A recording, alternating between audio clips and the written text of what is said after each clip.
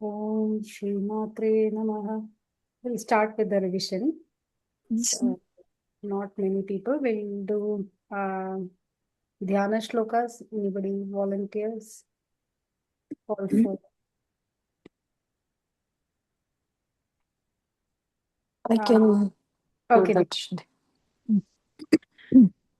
सिन्दूरारुणविग्रहां त्रिनयनां माणिक्यमौलिस्फुरत् तारानायकशेखरां स्मितमुखीमापीनवक्षोरुहां पाणिभ्याम् अलिपूर्णरत्नचषकं रक्तोत्पलं बिभ्रतिं सौम्यां रत्नखडस्थरक्तचरणां ध्यायेत् परामम्बिकाम्.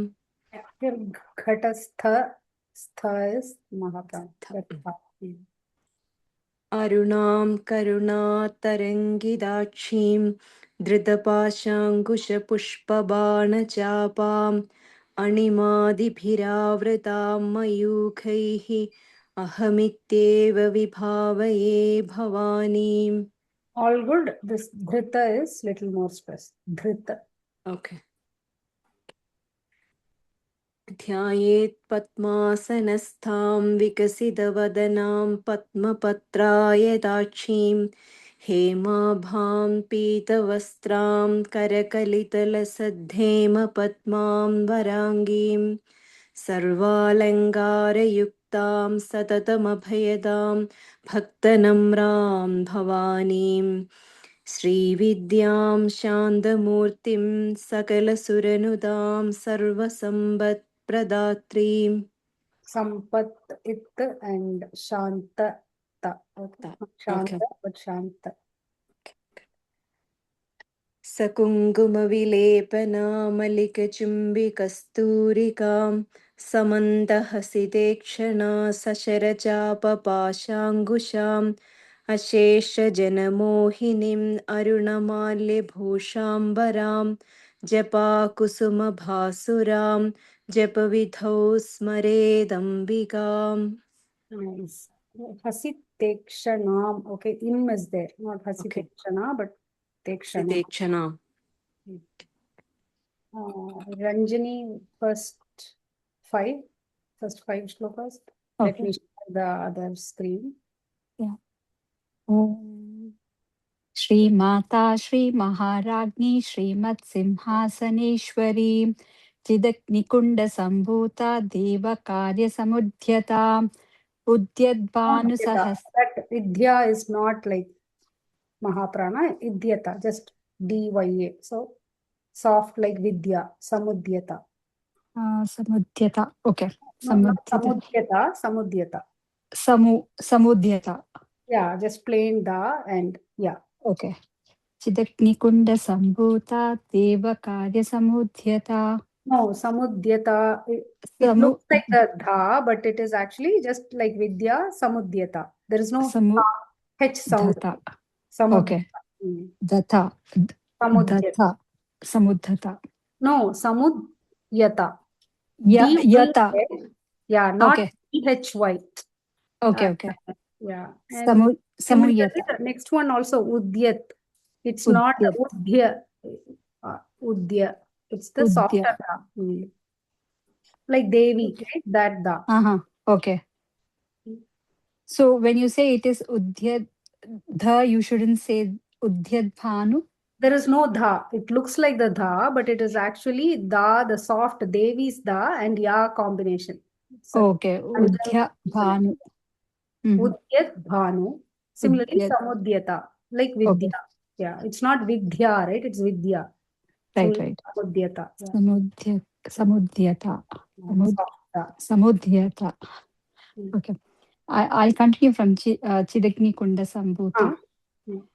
Chidaknikunda Sambhuta Deva Karya Samudhyata Udyat Bhanu Sahasrabha Chaturbahu Samanvita Ragaswarupa Pashadya Krodakara Kushojvala Manorupe. Here Krodha is Mahaprana. Krodha. The H is there, right? Whenever H is there, it is Mahaprana. If H is not there, it is the soft da. Okay. So Krodakara here it is in H. Kushonjvala. So you have to Krodha Karankushojvala. Krodakara Kushojvala.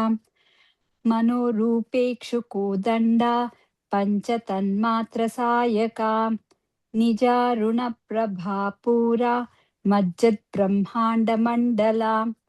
Champakashoka Punnaga Saugandikala Satkacha. Puruvindamani Kanat Kotira Mandita. Ashtami Chandra Vibraja Dalikastala Shobhita. Mukachandra Kalangabha Mriganabi Visheshaka. Not Kalankabha, Kalankabha, and all the Mahaprana little more stress. And it's Okay. Prabha Pura, it's all one Nama, right? So there's a break after Prabha Pura. It is not Prabha Pura, but Nijaruna Prabha Pura Majjat Brahmanda Mandala together. Okay. So, Okay. not Pura long, it's Pura. Nice. Okay. 6 to 10. Diya, you want to go? Yeah. वदनस्मर माङ्गल्य गृहतोरण Chilika वक्त्रलक्ष्मी परिवाह चलन मीनाबलोचना नवचम sorry Chalan Meenabha, not Chalana Meenabha. चलन मीनाबलोचना नवचंपक पुष्पाभ नासादण्ड विराजिता ताराकान्ति तिरस्कारी नासाभरण भासुरा कदम्ब मंजरी क्लिप्त कर्णपूर मनोहरा ताडंगयुगलीभूत तपनोडुपमण्डला पद्मरागशिलादर्श परिभावी कपोलभू नवविद्रुमन् बिम्बश्रीन्यकारी रदनच्छदा शुद्धविद्याङ्गुराकार द्विजपण्डितद्योजुला Dvija Pankti Dvayojvala. द्विज पंक्तितन पंक्तितन ओके Pankti Dvayojvala. ओके शुद्ध विद्यांगुराकार द्विज पंक्ति द्वयोज्वला कर्पूर Dvija Pankti. Dvija is that we saw the teeth, right? Rows of teeth. Dvija Pankti, rows of teeth. And Dvaya is two, so two rows. Dvayo Ujvala. So together, Dvija Pankti Dvayo Ujvala.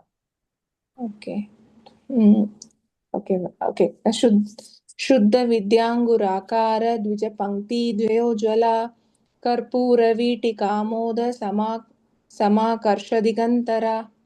Yes. Sunita, you want to do 11 to 15? Sure. Nija sallapa madhurya Vinir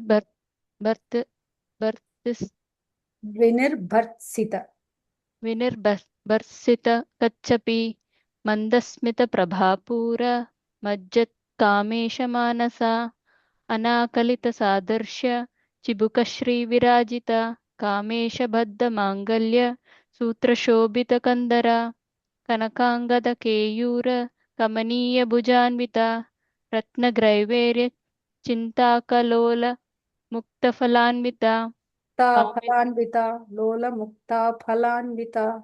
Lola Mukta Falanvita Phalanvita, not Phalanvita.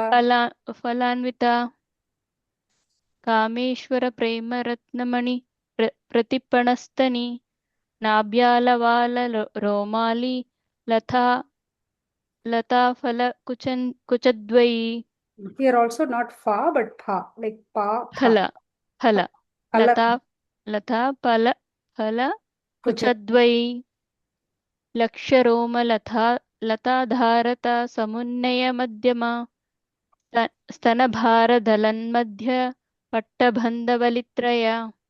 Nice. Pattabandha Valitraya. Ba is normal, Dha is Malaka. Pattabandhavalitraya. Correct. I see Andy, Vijayama, Andy, can you do 16 to 20? 16, 1, 6. 1, 6, 20. Okay.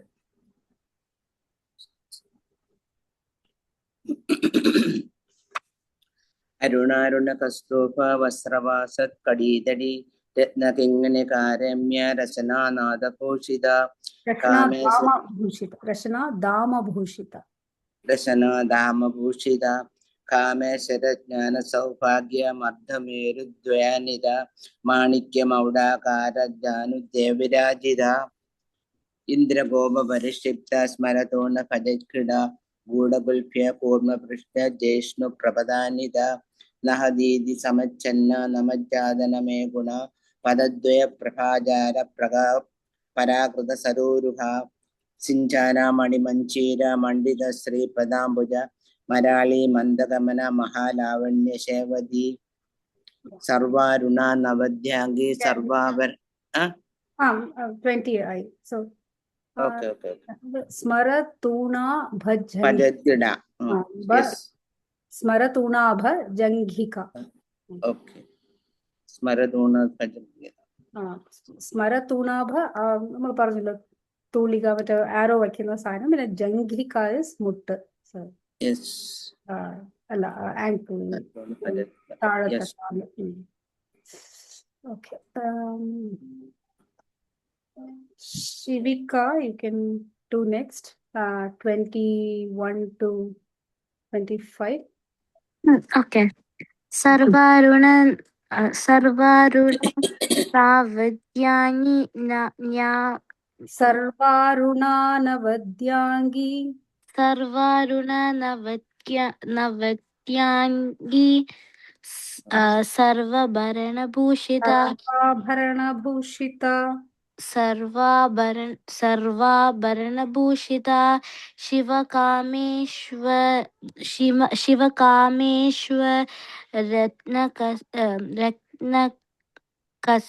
no शिवकामेश्वरांगस्था शिवकामेश्वराङ्गस्था शिवस्वाधीनवल्लभा शिवा स्वाधीनवल्लभा.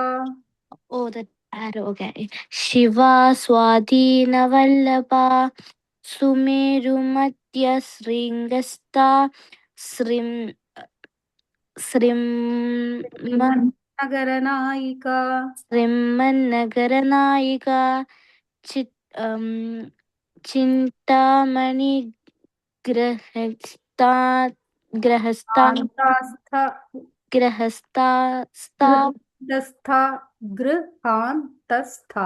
Grihantastha Panchabrahmanas Brahmasanasthita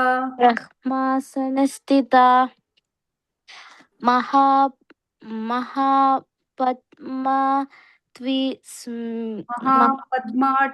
Mahapadma Atavi. So Mahapadma Atavi Samstha. Mahapadmatavi samstha Kadambavanavasini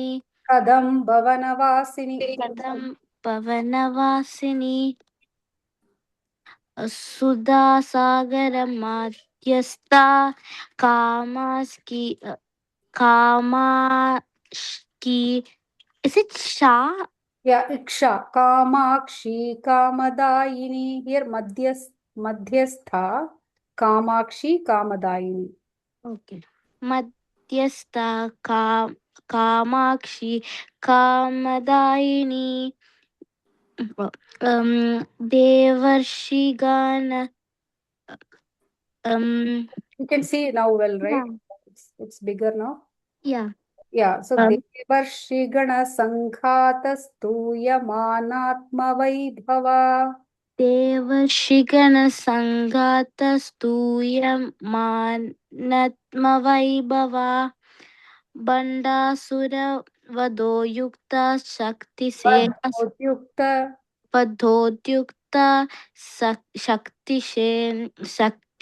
Sena Samanvita Sampatkari Samarudha Sindhura Sevita. Sampatkari Samaruda Sindhura Vrajasevita Sindhura Vraja Sevita. Here Maha it is not the Sindhura, but it is Sindhura. Not the Sindhura. Sindur, it means elephant, right?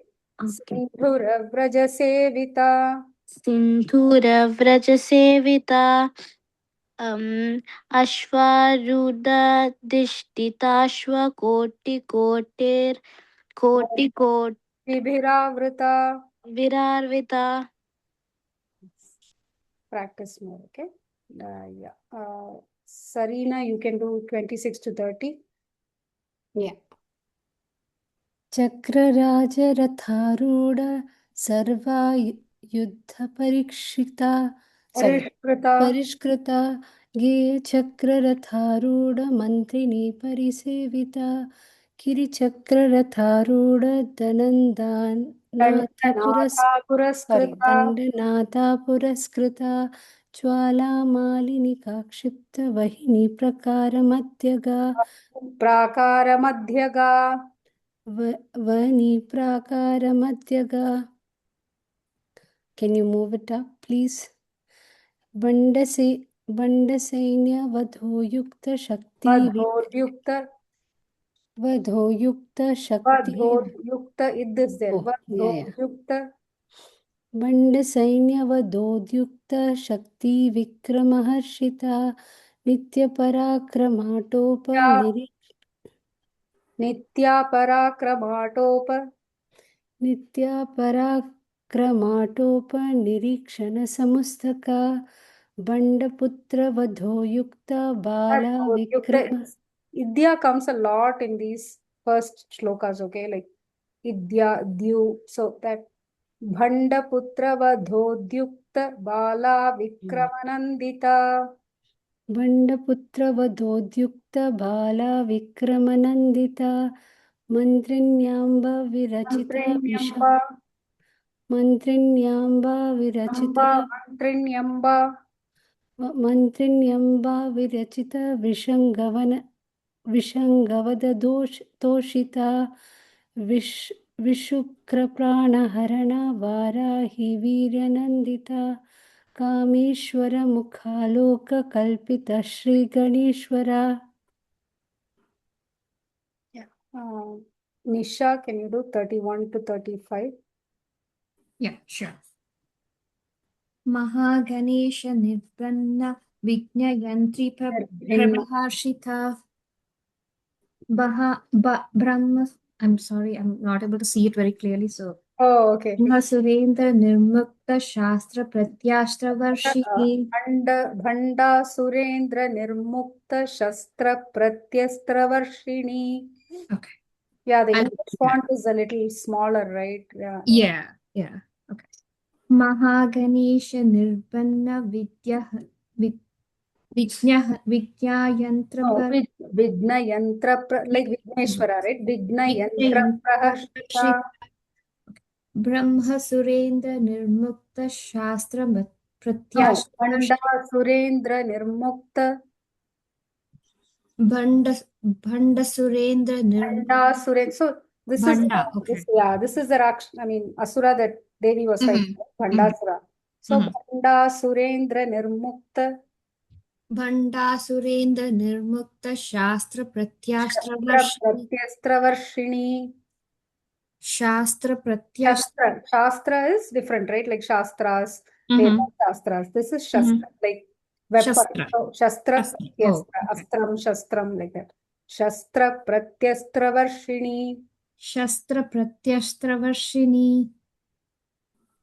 Karanguli Nakhotpanna Narayani Dashakritihi. Narayana Dashakritihi. Narayana Dashakritihi.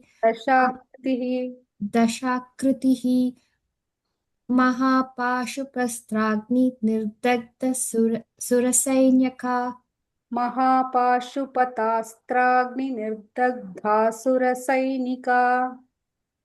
Mahapashupastragni Nirdagda Surasainyaka.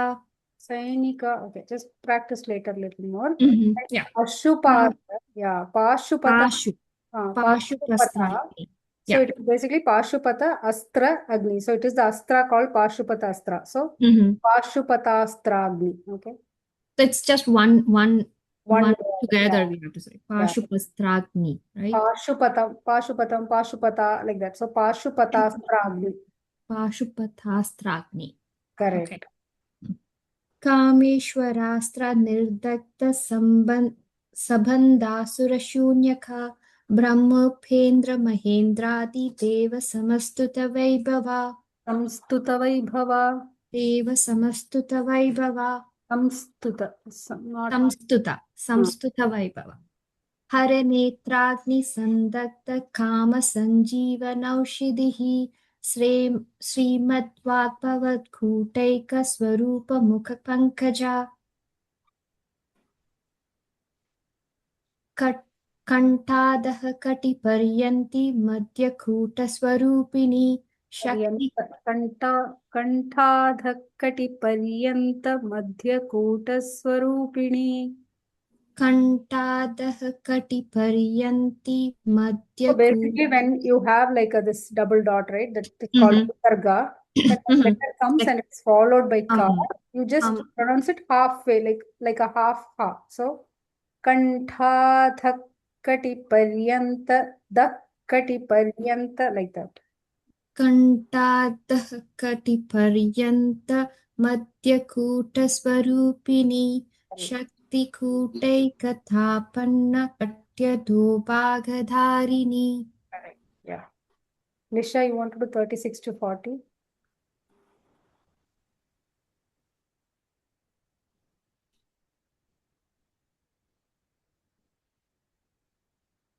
Nisha?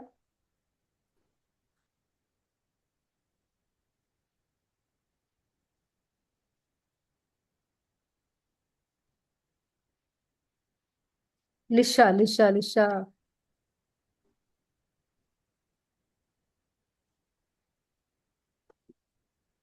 You lost your audio or something. Okay. So we have more shlokas, not many people who haven't gone already.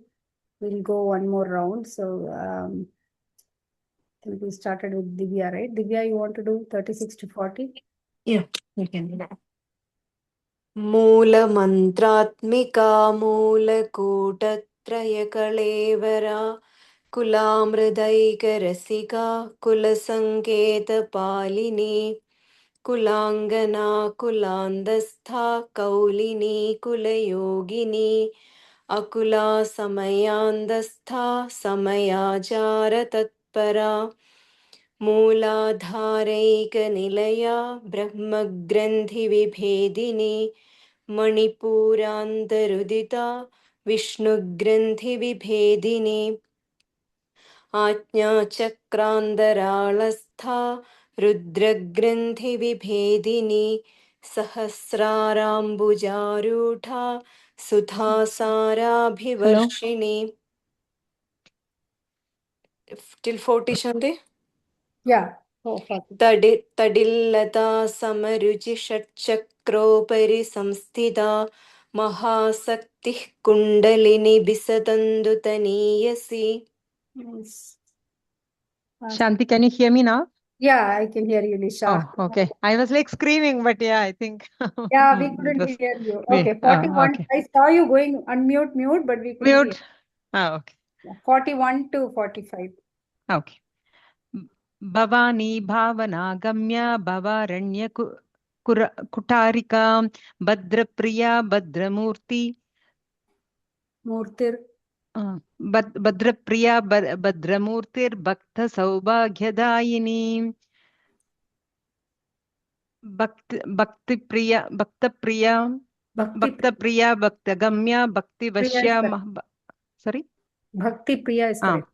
Bhakti Priya Bhakti Gamya Bhakti Vashya Yapaha Shambhavi Sharadaradhya Sharvani Sarvadayini Shankari Srikari Sadvi Sharachandra Nibhananam Shatodari Shanti Mati Niradhara Niranjana Nirlepa Nirmala Nitya Nirakara Nirakula Nirguna निष्कला शान्ता निष्कमा निरुपप्लवा निष्कामा निरुपप्लवा निष्कामा निरुपप्लवा नित्यमुक्ता निर्विकारा निष्प्रपञ्चा निराश्रया नित्यशुद्धा नित्यबुद्धा निरवद्या निरन्तरा निष्कारणा निष्कलङ्का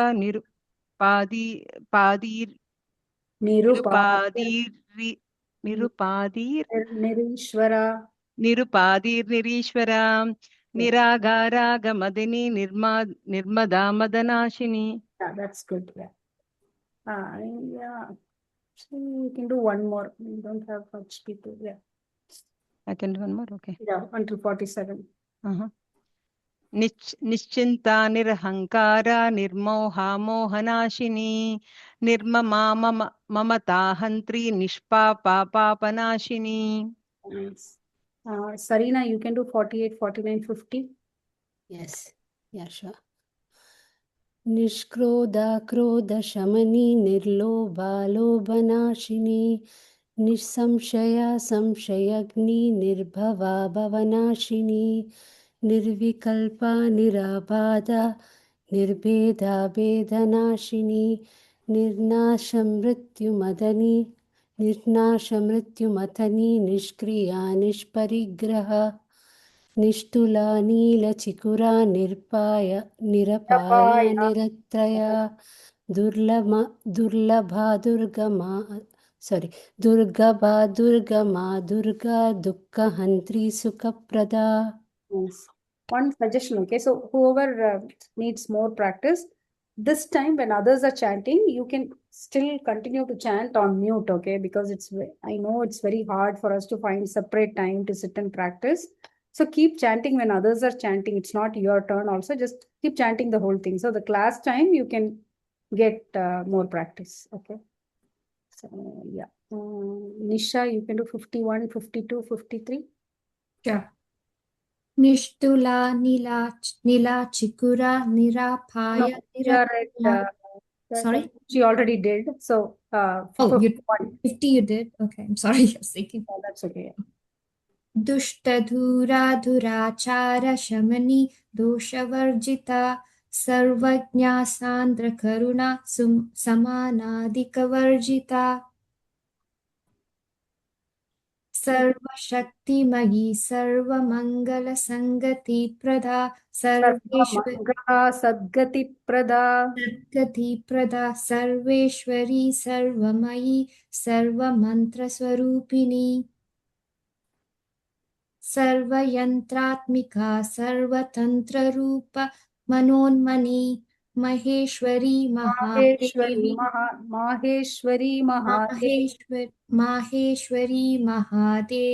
महालक्ष्मीर्मुद्रप्रिया मृदप्रिया, right?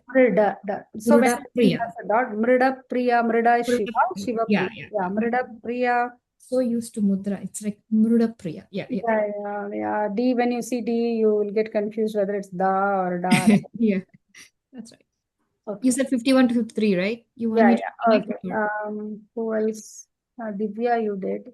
Shivika, you want to do 54 to 50, 54 and 55? Yeah. Maharupa, Mahapujya, is it correct, the second word? Mahapujya. Pujya, okay.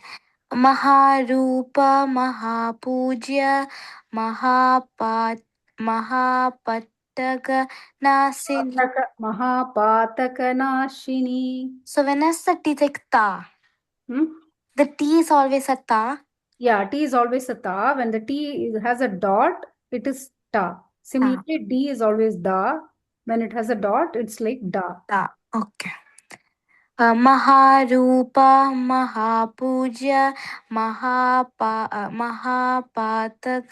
Nasini, Mahamaya, Mahasattva, Mahashaktir,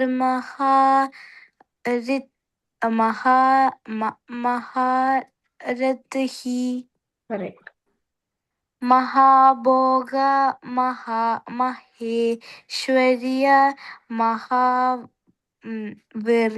Mahabala. Mahabala. Mahavirya Mahabala Mahabuddhir Mahasiddhir Mahayogeshwareshwari. Correct. Nice. Okay, I see Srilata join. Srilata, are you able to chant? Yeah. 56 to 60. 1 second. I'm just. Okay, or two more when somebody else do. Okay. And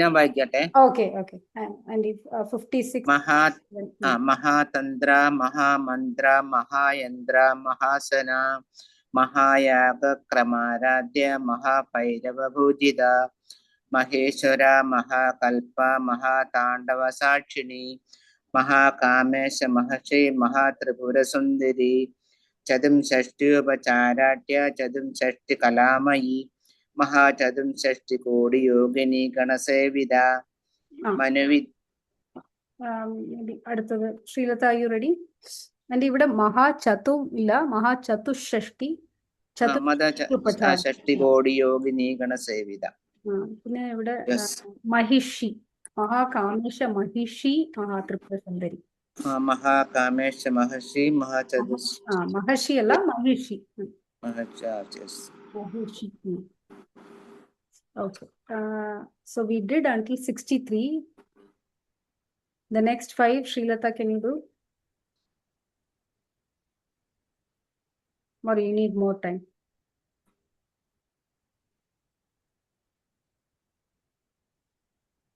I think she got to draw.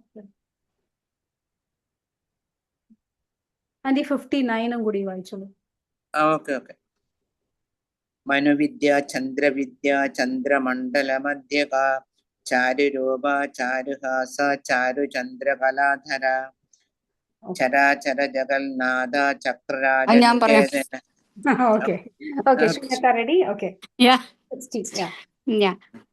Chara Jagannatha Chakraraja Niketana Parvati Padmanayana Padmaraga Samaprabha Pancha Pretasanasina Pancha Brahma Swarupini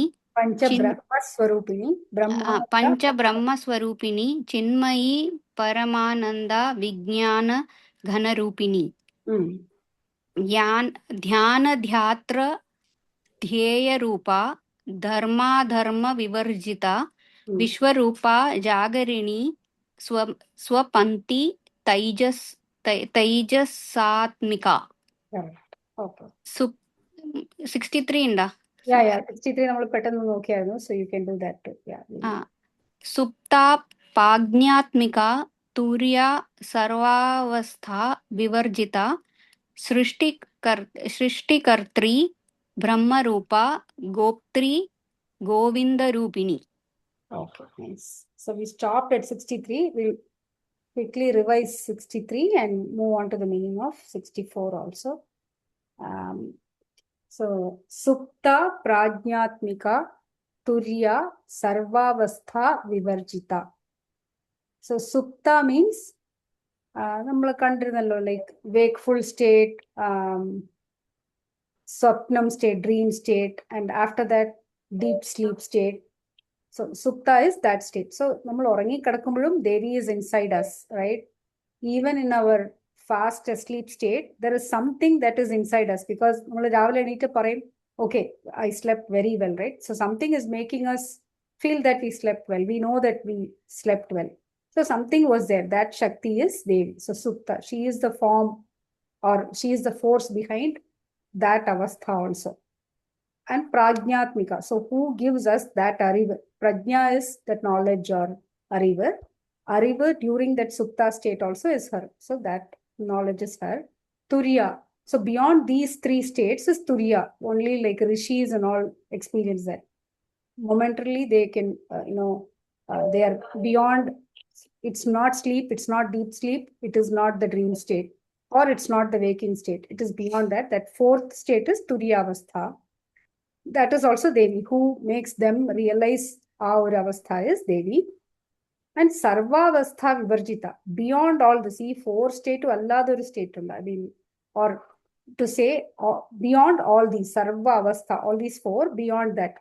Vivarjita, Kore Namas, we saw that she is beyond that, or Adillattaval, or E Avasthyannum Illatta or Forsana Devi. And Srishti Kartri. Srishti Kartri is the force behind Srishti, or origin or creation. And so because of that, she is Brahma Rupa. For she is the one who enables Srishti. So she is the force behind Brahma Rupa. She is in turn like Brahma because of her creativity happens through Brahma. So she is Brahma Rupa. And Goptri, Gupta, right? You remember the movie, Kajol movie, Gupta. So Gupta is secret, right? So Goptri she is the secret behind Srishti. Srishti is, we cannot contemplate. Namukku adu manasilavadilla, right? What is Srishti? Why does it happen? How does it happen? That whole thing is a secret or rahasyam. Srishti rahasyam. So she is the keeper of that Srishti rahasyam. And Govinda Rupini.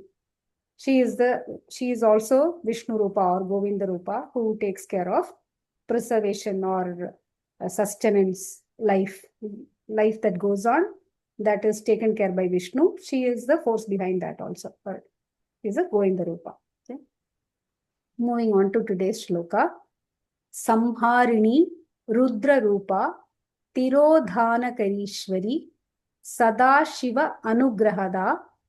That is together Sadashiva Anugrahada Panchakritya Parayana. So how many namas are here? 5. 6. 5. Yeah. Samharini Rudra Rupa Tirodhana Karishwari Sadashiva Anugrahada Panchakritya Parayana. So here, if you notice, if you're reading this Sanskrit Devanagari script, there is an S symbol, right? S symbol means there is a A there. So sometimes what happens is, like, let's say, not this one. If a word ends with short A and the second word starts with short A also, it will become A, right? It will become A. It becomes combined long A. But here they are saying this first word itself ends in A, and second word is not Nugrahada but Anugrahada. So to indicate that there is an A, they put this S symbol, but it is like Sadashiva Anugrahada. So it is Sadashiva Anugrahada. Okay. So you have to just keep that in mind when it comes to the meaning. Like, let's say, Sukha Sukham, right? So it is Sukha Asukham, right? So there is an Asukham there. So if you say Sukha Sukham, the meaning, so if you split it as Sukha and Sukham, the meaning will change. It is not Sukha and Sukham. Or Shobhana Ashobhana, right? Shobhana Shobhana. So Shobhana, if you think of it like that, it will look like 2 times Shobhana, but that is not correct. It is Shobhana and the opposite of it, Ashobhana. Similarly here, Sadashiva Anugrahada, who is a grace behind Sadashiva. So let's see the first word's meaning. Samharini. Samharam is dissolution or destruction. So she is the force behind. So we saw about Srishti in the previous shloka. Now we are talking about Samharini, who is behind the force of dissolution or destruction. Who does that? Just like Srishti is by Brahma, Samharam is by Rudra, right? Rudra Rupa. Samharini, Rudra Rupa. Both are her namas. So she does the destruction as Rudra, and she is the form of Rupa. So Rudra Rupa. Rudranda Rupathil irunnu Samharam cheyyunu. So she is also the Samharini. She is also Rudra Rupa. Tirodhana Karishwari. All in Vedanta, Vedic studies and all, this Tirodhanam comes a lot. Tirodhanam is the or setting for the whole life. Namada Srishti. Tirodhanam is the concealment or Maya, right? Which makes it look like something. So in the we'll think, okay, it is for my good, I am happy. But this is all like a very temporary thing, right? So that is all indicated by Tirodhana. Whole process of life, creation, because of this. So God sets this. Karishwari is one who does. one who sets up the stage for our life play or life എല്ലാം സംഭവിക്കാനായിട്ടൊരു ആ ഒരു context ഒരുക്കി കൊടുക്കുന്നവളാണ് ദേവി. So she is the maker, or she is the one who puts us in this world, makes us do certain things. Each life has to go through certain things based on our karma. All that is because of this Tirodhanam.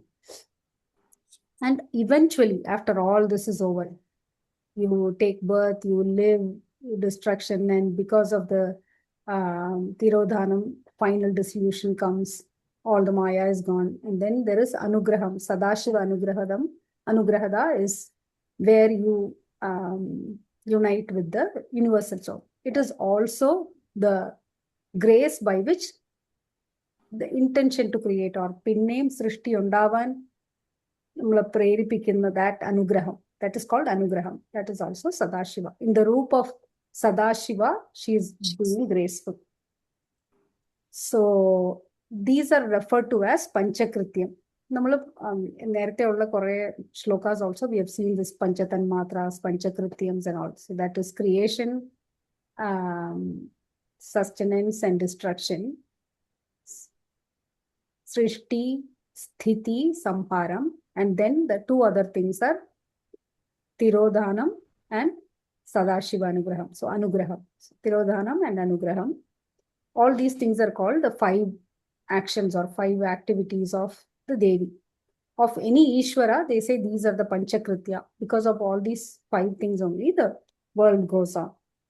That Panchakritya Parayana. So who does all this is Devi. That is the meaning of this Nama. One question, Shanthi. You said creation, protection, destruction, and what the other two?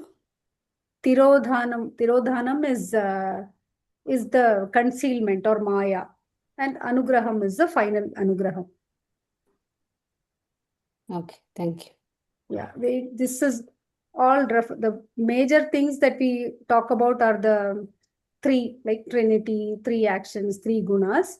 But beyond that, these 2 are there, which make the cycle of life and birth go on. So that is called Tirodhanam and Anugraham. So these are referred to as the 5 cosmic acts, or the cosmos goes on because of these 5 things. So Tirodhana is like veil nokka parayatla. There is something that's covering us from, or something standing between us and the universal soul. That is called Maya, or that is what makes us believe this is the world, this is good, that is good. But this is all like a play for the God, right? They say whole life oru nadagamana, like all rajicha Ishwaran rajicha oru nadagamana. We are all parts of that.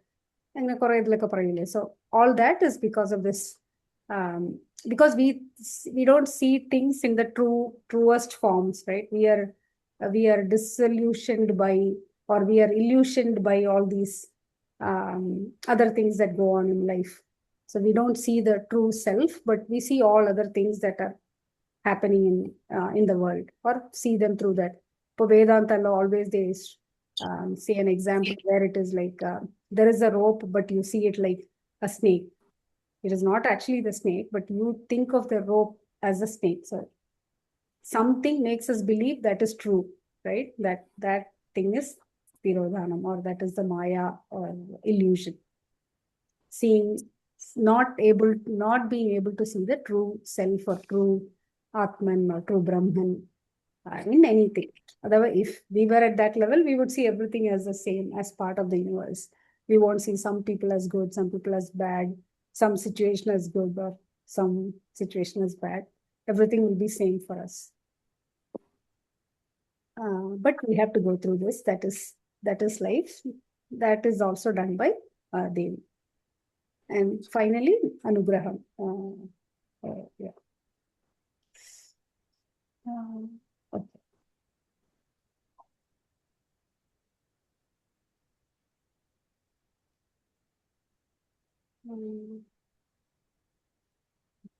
We'll go to the next one. We'll go to the chanting of that.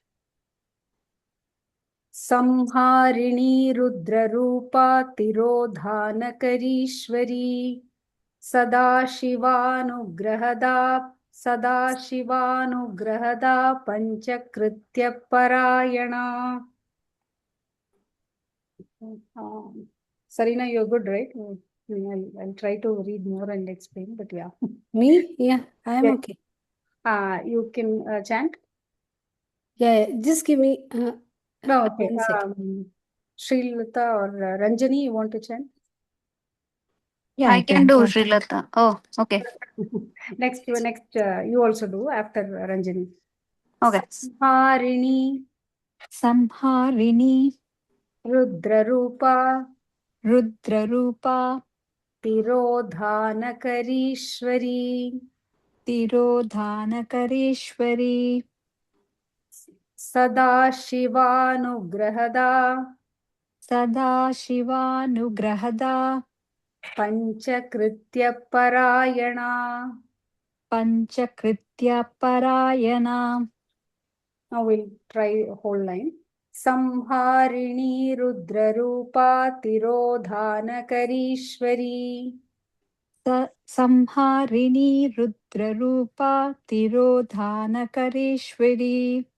Sadashivanugrahada Panchakritya Parayana. Sadashivanugrahada Panchakritya Parayana. Yes. Srilata, you can manage. Yeah.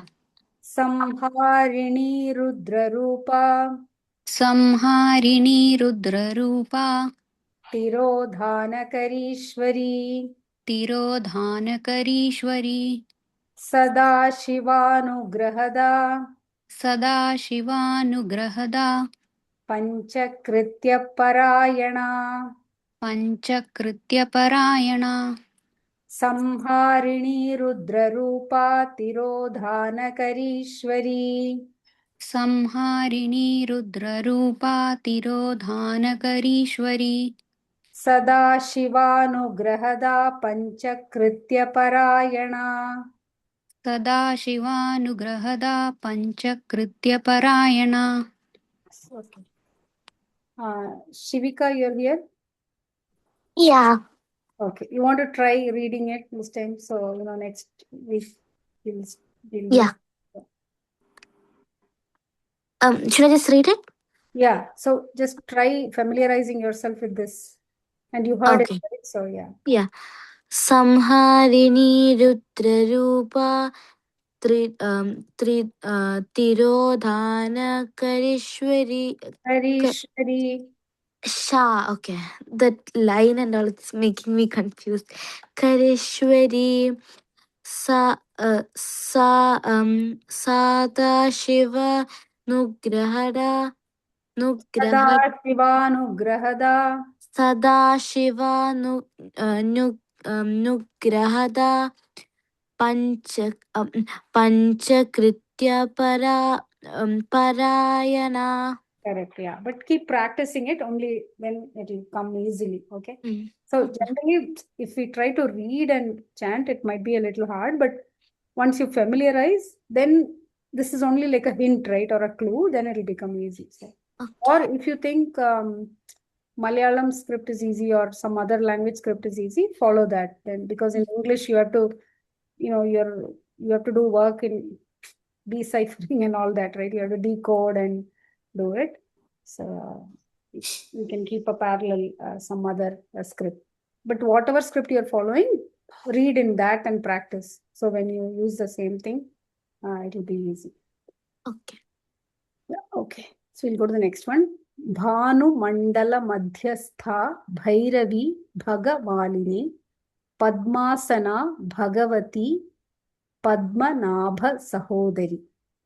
All are kind of self-explanatory meanings, but Bhanu Mandala, you know what is Bhanu? Anybody? Sun. Sun, correct. So Bhanu Mandala, just like Chandra Mandala, she is in the Bhanu Mandala Madhyastha, as we said, Adilirikunaval or Sthiti Cheyunaval, right? So Bhanu Mandalatil Sthiti Cheyunaval, in the center of the Sun Mandala, or the solar orb, the whole solar system, or it is also the Anahata Chakra, the central chakra. She resides in the central chakra. That is also another meaning. And Bhairavi is whenever we say Bhairavi Ashtakam, Bhairavi, we think of it as a fierce form, right? It is also the auspicious form, and it is also the terrific form. So Bhairava is Shiva, right? The Shiva itself means auspicious. Bhairavi is the terrific form or a little fierce form. She is the power behind. Again and again, the same thing will come, that she is Shiva Priya, Shiva Rupa, or behind Shiva's power. So from the beginning, she is the feminine energy flowing out of this potent energy, which is Shiva. Shiva is inert, dormant, doesn't move. It's a constant power. She is the one who manifests. Shakti is what flows out. And Bhaga Malini. So Bhaga is 5 things or 6 things. 6 gunangalana Bhaga, which makes Devi or Ishvara, which is Shri, Aishwaryam, Kirti, Viryam, Vairagyam, and prosperity. Or so if you wisdom, strength, beauty, fame, prosperity, and detachment. All these gunam make up Bhaga. Bhaga term refers to these 6 gunas. And Malini is one who is decorated with these gunas. So Bhaga Malini. And Padma Asana, seated on a lotus. Padma is lotus, Asana is seat. Bhagavati, again, she's a powerful divine mother. Bhagavati is the one who possesses the Bhagas or 6 gunas. So that meaning also Bhagavati. And Padmanabha Sahodari. We saw in in Krishna Avataram, she comes as Yogamaya, right? Yogamaya is Devi. So she is a sister of Padmanabha or Lord Vishnu. So she is the radiant core of the sun. So that is like the inner spiritual light when we see it as a chakra, the middle chakra. And she is Bhairavi, the fierce, yet she's kind and graceful, benevolent, right? Power of, so Bhairavi refers to Shiva aspect, right? Shiva aspect is nothing but destruction, but in other words, it's also transformation, right? Transformation, because it changes from this life form to some other life form. So transformation. And who burns away ignorance. Shiva also means that destruction is destruction of ignorance. Adorned with all the bhagas or 6 gunas. And she is Padmasana and Padmanabha Sahodari. Now we'll go to the chanting. Who wants to go? Can I? Okay. Who, other than Shivika, who else said? Sarina. So it's okay. That's okay. Let Shivika. Yeah. Okay, Sarina go, then Shivika you can follow. Sarina. Bhanumandala Madhyastha. Bhanumandala Madhyastha. Bhairavi. Bhairavi. Bhagamalini. Bhagamalini. Padmasana. Padmasana. Bhagavati. Bhagavati. Padmanabha Sahodari. Padmanabha Sahodari. Bhanumandala Madhyastha Bhairavi Bhagamalini. Bhanumandala Madhyastha Bhairavi Bhagamalini. Padmasana Bhagavati Padmanabha Sahodari. Padmasana Bhagavati Padmanabha Sahodari. Nice. So yeah, Shivika. Shivika, how many namas are there in this? 1, 2, 3, 4, 5, 6. Correct. Okay. Bhanumandala Madhyastha. Bhanumandala Madhyastha. Bhanumandala Madhyastha. Bhanumandala Madhyastha. So here, wherever H is there, it is Mahaprana or the 2nd or 4th column, right, in the Aksharamala. Bhanu, so it's not Bhanu, but it is Bhanu. Mandala, Madhya, Stha. So all these places you have to give little more air, okay? Madhya, like Madhya, Stha. Both places you have to blow out more air. So, Bhanu Mandala Madhyastha, भानुमण्डल मध्यस्था Bhairavi.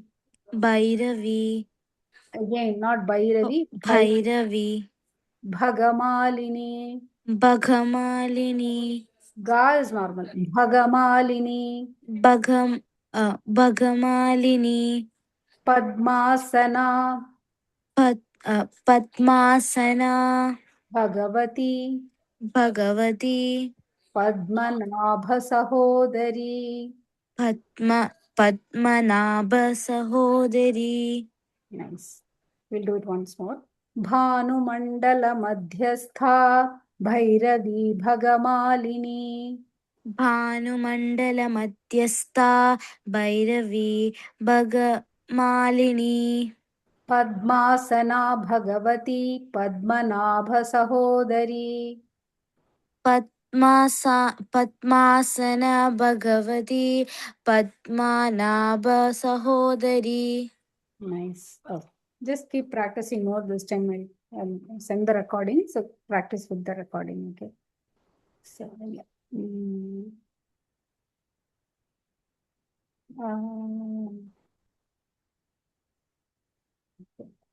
Okay, we'll move to the next one. उन्मेष निमिषोत्पन्न विपन्न भुवनावली सहस्रशीर्षवदना सहस्राक्षी सहस्रपात्. Okay. Here, okay, how many namas are there in this?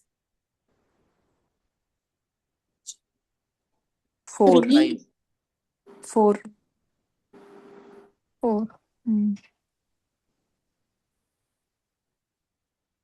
Yes. First line, it's all 1, right? Everything is dash, dash, dash. So it's 1. Correct. So, second line, 3 namas. 3, yeah. So, Unmesha, Nimisha, Utpanna, Vipanna, Bhuvana, Avali. Okay, so these are the words in it. We'll see one word by one word. Okay. Unmesha is Devi opening her eyes. Or, yeah, she's opening her eyes. Nimisha is closing of the eyes. So when she opens her eyes, Utpannam happens or creativity happens. When she closes her eyes, Vipannam happens or dissolving happens. And Bhuvana Avali, Avali like Deepavali, it's like a row of lights, right? Deepa Avali, similarly Bhuvana Avali. So series of worlds or many worlds.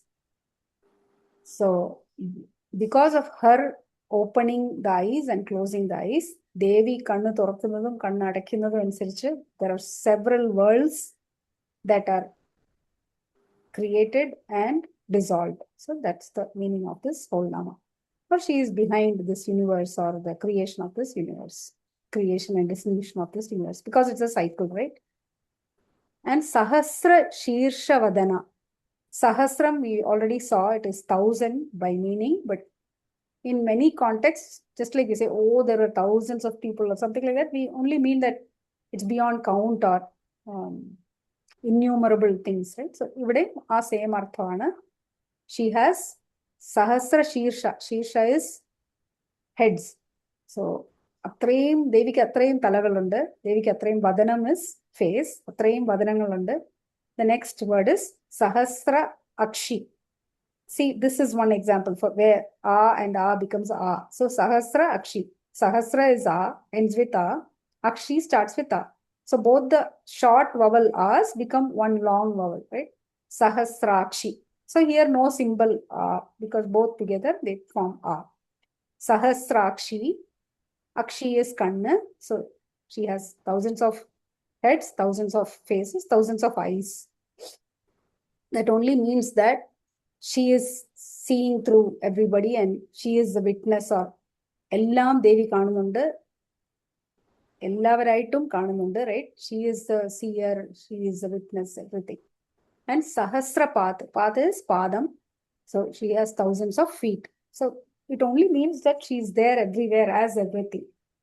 That is the meaning of this shloka. Okay. Now we'll quickly go to the chanting. Oh, 9:35 I have. Okay. Okay. Maybe next time onwards, you all practice well and come. We'll quickly chant all the revisions. Okay. Unmesha nimisho. Yeah, who wants to repeat? Yeah, Mike. Okay, Andy. Unmesha nimishotpanna Unmesha nimisotpanna vipanna bhuvanavali vivenna bhuvanavali sahasra vadana sahasra vadana sahasrakshi sahasrapat sahasrachi sahasrapat Unmesha nimishotpanna vipanna bhuvanavali Unmesha nimisotpanna vivenna bhuvanavali Sahasra vadana sahasrakshi sahasrapat Sahasra vadana sahasrachi sahasravat. Okay. Shivika, you want to do it quickly? But carefully note all the indications. Here, if you see, when the dot is under the S, it is Sha, right? And when it is like a hyphen at the top, it is the Shankara Sha. This is called Shankara Sha. This is called Shanmukha Sha. Sha is little more you curve your tongue. So, Unmesha nimishotpanna Unmesha nimishotpanna vipanna bhuvanavali vipanna bhuvanavali bhuvanavali sahasra vadana. sahasra vadana. Correct. So she is normal Sha. Next is a little more harder Sha. So sahasra vadana Sahasra vadana sahasrakshi sahasrapat. Sahasrakshi Sahasrapat. Yeah, correct. Oh, okay. So sorry, it went past a few more minutes. So we'll wrap it up here. And next class we'll continue. And please practice well and come next class. Shivika will start with you, okay? So practice and come. And just use the script that's most convenient for you, okay? Use this, or we have sent